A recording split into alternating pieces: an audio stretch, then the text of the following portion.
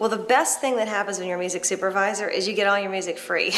So I get music from labels, both major labels and independent labels, publishers, managers, and then artists that I have relationships that I've, cultivated relationships over the course of my career, send me their music, here's my new record I'm working on, here's the new song I'm working on. Sometimes if I have, I'll have a specific music search, like I will be looking for a specific song to replace something that's temped in a certain scene and it has to work a certain way. I do have, I will go to my publishers and my managers and my labels, because each label and publishing company has a creative person that's my contact.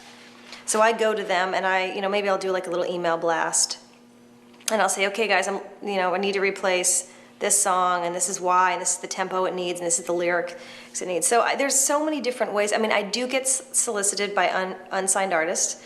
I do use unsigned artists in my movies all the time, because if we're going to afford U2, I just did The Devil Wears Prada. We had U2 and 2 Madonna songs, but I also had 2 unsigned acts, because, it balances, it depends. So I use bands that have been on like Capitol Records when I was there that aren't on the label anymore, that I have relationships with. So it kind of, there's a million record stores. I read Billboard magazine. I read SoundScan. Every week we get SoundScan.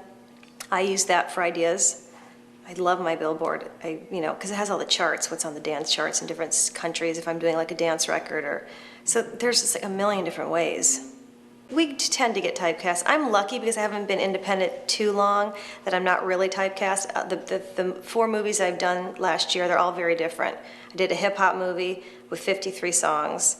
I did a movie that's all what we call on cameras, people playing on camera, playing instruments, singing in a club. And then I did, more of a straight licensing. But people tend, that's the guy that does all the indie comedy movies. Oh, that guy does all the thriller movies. She does all the hip urban, she's the urban supervisor. People cross over, but it's kind of like composers tend to get typecast too, even though that's not only what they're good at, but it happens.